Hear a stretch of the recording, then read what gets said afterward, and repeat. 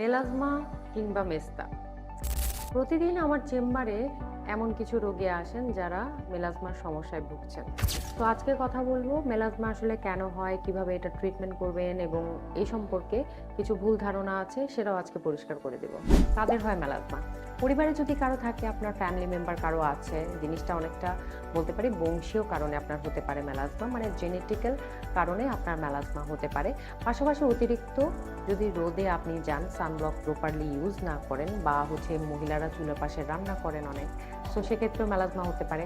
আর মেয়েদের কথায় যেহেতু আসলাম, যারা পিল খান হয়তো বা সে কারণে মেলাজমা ডেভেলপমেন্ট হতে পারে। আর বডিতে হরমোনাল ইমব্যালেন্স থাকলে, যেমন ধরুন থাইরয়েডের সমস্যা থাকলে, পিসিওএস, সেক্ষেত্রেও কিন্তু মেলাজমা হতে পারে। আরও একটি ব্যাপার কিন্তু বলতেই হয়, সেটা হচ্ছে অনলাইন প্রসাধনী ব্যবহার করে। তো রিসেন্টলি এমন অনেক পেশেন্ট পাচ্ছি যারা অনলাইনের প্রোডাক্ট ইউজ করেন, পাকিস্তানি ক্রিম ইউজ করেন,